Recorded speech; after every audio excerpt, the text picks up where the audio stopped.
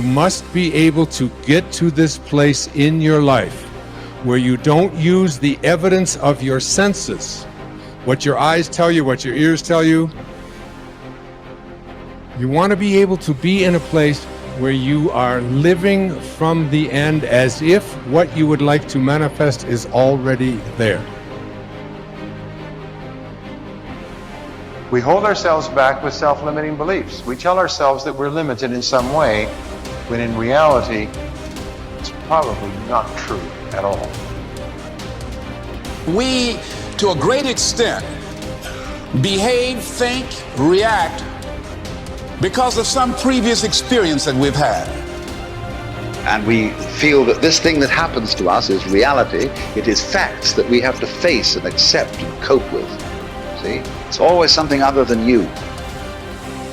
You don't recognize it as an integral part of your own being.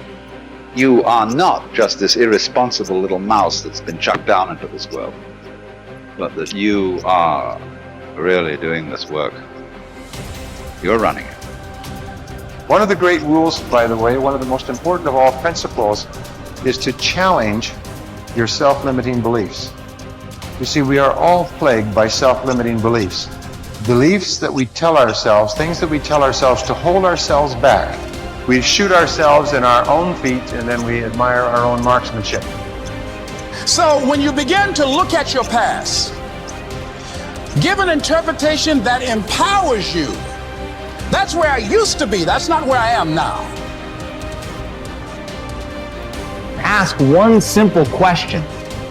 How extraordinary can I become? What am I capable of? What are my limits? How far can I push myself? But all by doing one simple thing. Pushing myself to get better every day. But from you are amazing. You hear me? You are amazing. And the day you recognize you're amazing, the day you understand how amazing you are, everything changes. And I need you to understand something. When you recognize who you are, when you realize how amazing you are, there's just certain things you're not going to do no more. Come out here with what you got. You don't have enough money? Don't worry about it. You got the dream. You got the idea. You don't have enough resources? Don't worry about it. You need some help? Don't worry about it. You get out here in the arena, someone will look at you and become inspired and say, hey, can I help you? But if you're sitting up on the bleachers, nobody's going to ask you anything. You've got to get into the flow of action.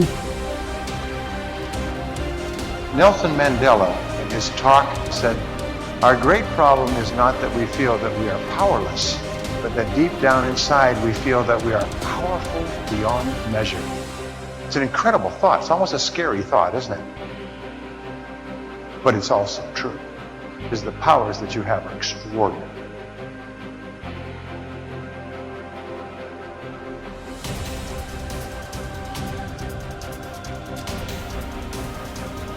Perception can rewrite the genetic code.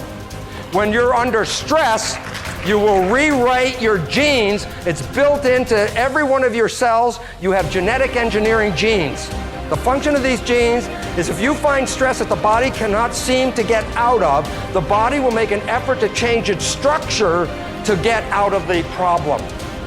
And of course, the issue is this. What if your perception wasn't real? And you change your genes? Now you're in deep doo-doo. And we now find a very important fact. 95% of cancer has no genetic linkage. 95% of cancer is a response of the individual cells to their experiencing life. And if you change your experiences, you can change the presence of that cancer. You think 60 to 70,000 thoughts in one day. Out of those 60 to 70,000 thoughts that you think in one day, 90% of those thoughts are the same thoughts as the day before. So if you believe that your thoughts somehow are connected to your life, then the same thoughts always lead to the same choices. The same choices always lead to the same behaviors. The same behaviors create the same experiences, and the same experiences produce the same emotions.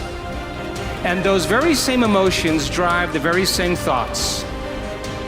And your biology, your neurocircuitry, your neurochemistry, your neurohormones, and even your genetic expression is equal to how you think, how you act, and how you feel. And how you think, how you act, and how you feel is called your personality. And your personality creates your personal reality. That's it. So then, if you wanted to create a new personal reality, a new life, then you would have to start thinking about what you've been thinking about and change it. You would have to become aware of your unconscious thoughts and observe them. You would have to pay attention to your automatic habits and behaviors and modify them. And you would have to look at the emotions you live by every single day that are connected to your past and decide if those emotions belong in your future. You see, most people try to create a new personal reality as the same personality, and it doesn't work. You literally have to become someone else. Prayer works, but not the way that you're praying. If I take you and connect a cap to your head with electrodes on it and connect that cap to a computer to read your brain waves, an EEG. I can read an EEG on your brain and see how your waves are functioning. I can tell you if you're in a low frequency state or a high frequency state based off of your brain waves. If you're an emotion of fear, doubt, anguish, begging, which is praying, the typical person begs when they pray, that's low frequency. Now, if I take you with that same exact technology and connect it to a computer, and read your brain waves, and I have you in a position of upright power, understanding, commanding, unconditional love, happiness. Now it's going to be high frequency waves going to the computer. The universe reads waves low frequency and high frequency. It knows low and high, and guess what? It's going to give you back whatever you give it. You're running around here begging and pleading and hoping and wishing and scrapping around, you're going to get the same kind of garbage back in your life. Until you stand up and draw a line in the sand and command your existence, command your potential, command who you are, command your outcomes to happen, you're going to be suffering. The reason why I command my realities is because I know the power is inside of me. So I command myself. I don't get on an airplane and pray to arrive at my destination safely. I command I arrive at my destination safely. I command it. Why? Because the same power of the Creator is inside of my body. I don't, please help me make sure I get there right on time and I arrive safely. No, that's a slave mentality. I'm not a slave. I got the power of the Creator flowing through every atom in my body. So that I have a fractal of that power in me, I'm going to command things with confidence.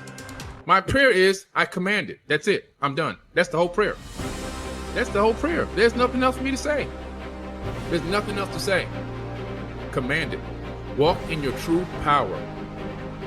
Another major assumption is that we're equivalent to genetic automatons. We have genes, they control us, we don't control the genes, and therefore we're sort of like victims of our heredity. You got cancer running in your family, you say, oh my goodness, I'm going to get the cancer, I got the genes, or Alzheimer's, or diabetes, whatever. This is completely false, because it turns out genes control nothing. It's really the environment that is controlling the genes, and more importantly, our perception of the environment. How we see the world, what we think about the world is adjusting our genetics. So we find out disease, 1% of disease is connected to genetics. 90% or more of disease is connected to how we live in the world, because how we live in the world is altering or affecting our genetic activity. So what we know and what we believe is changing our reality constantly. Right, because the new science is called epigenetics. And what it means is this: our beliefs and how we see the world, we change our genetics. So rather than being victims, which we have believed all the way up to now, we are the masters. We change our genetics just by how we respond to the world.